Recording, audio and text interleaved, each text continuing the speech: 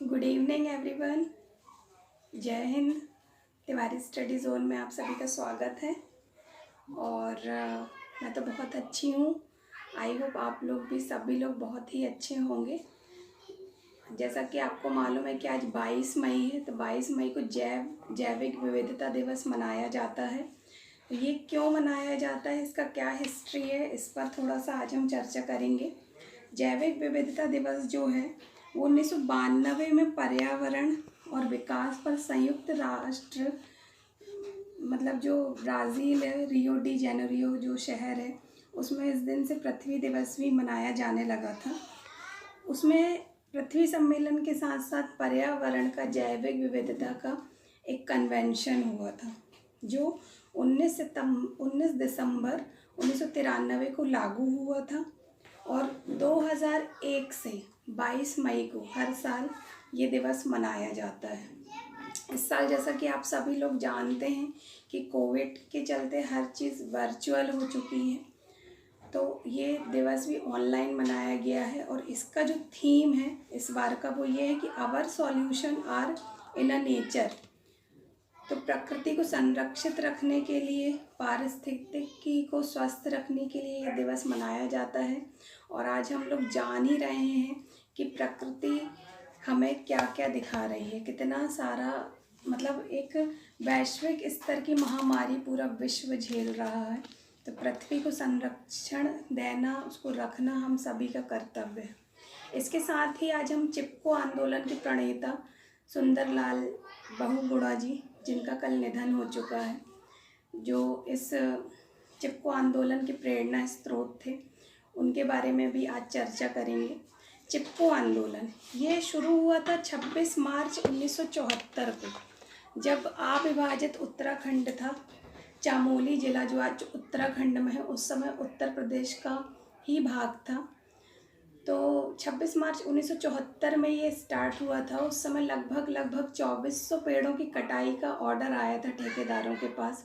तो वहाँ पर जो गांव की ग्रामीण महिलाएं थी, वो पेड़ से जाकर चिपक गई थी कि उनका कहना ये था कि आप यदि पेड़ काटेंगे तो हम लोगों को भी आपको काटना पड़ेगा। इसकी वजह से इस आंदोलन का नाम चिपको आंदोलन हो गया। और जो सुंदरलाल बहुगुणा जी, जो एक पर्यावरणविद थे, उनकी एक मतलब सोच थी जो मैं बता रही हूँ कि मिट्टी, पानी और बयार। क्या है जंगल के उपकार, मिट्टी, पानी और बयार। जी हाँ, मिट्टी, पानी और बयार जिंदा रहने के हैं आधार। तो ये सुंदरलाल बहुगुणा जी का दिया हुआ एक नारा था। तो इस आंदोलन का जो रिज़ल्ट था वो ये आया कि 1980 में वन संरक्षण अधिनियम आया भारत में। इसके साथ साथ केंद्र सरकार में एक पर्यावरण मंत्रालय का गठन हुआ। और 1980 में ही जो उस समय तत्कालीन प्रधानमंत्री रही श्रीमती इंदिरा गांधी जी, उन्होंने 15 वर्षों के लिए पेड़ों की कटाई पर रोक लगा दी थी कि पेड़ों की कटाई नहीं होगी। ये तो था इनका चिपको आंदोलन के कुछ इम्पॉर्टेंट फैक्ट। सुंदरलाल बहुगुणा जी जो थे वो एक मतलब अखिल भारतीय आयुर्विज्ञान संस्थान है ऋषिकेश में, उत्तराखंड में, पर्यावरणविद थे, गांधीवादी थे और बहुत ही अच्छे कार्यकर्ता थे, जिनका कल निधन हो चुका है। तो ये दो जानकारियाँ थीं जो आज के दिन से रिलेटेड थी। तीसरी जानकारी है साइंस से रिलेटेड, क्योंकि अभी बहुत सारे एग्ज़ाम्स हैं। ठीक है, एग्ज़ाम डिले हो रहे हैं, बट हमें ये सोचना है कि हमें एग्ज़ाम के लिए एक और अच्छा समय मिल रहा है। मतलब मैं बच्चों से ये कहना चाहूँगी कि आप ठीक नेगेटिव उस चीज़ को मत लीजिए, पॉजिटिव लीजिए कि यदि उसी डेट पर, सेम डेट पर एग्ज़ाम होते तो क्या आप उस एग्ज़ाम के लिए एकदम तैयार थे? यदि नहीं थे तो आप अपने आप को और ज़्यादा निखार सकते हैं। इसी के साथ ही मैं कुछ सब्जी फलों के नाम बताऊंगी कि जिनमें जो कड़वाहट या तीखापन जो होता है वो किस वजह से होता है।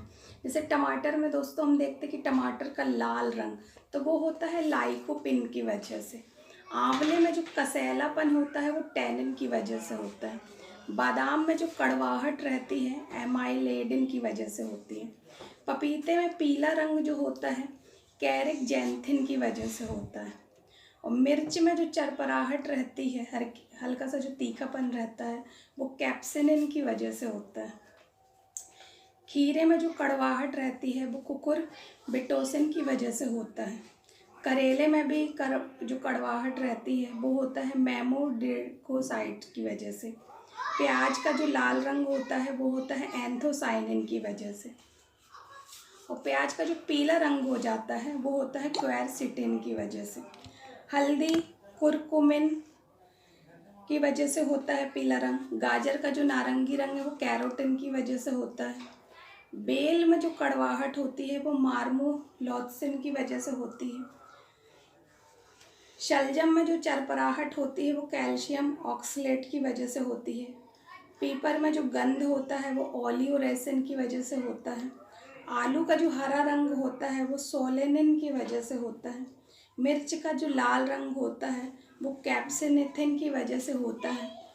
गाजर का जो लाल रंग है वो एंथोसाइनिन की वजह से होता है।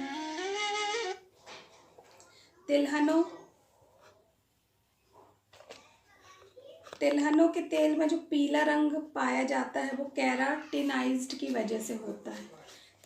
तो दोस्तों ये साइंस के कुछ फैक्ट थे और आप लोग सभी लोग अपनी तैयारी जारी रखें, अपना ध्यान रखें। जय Hind, thank you so much.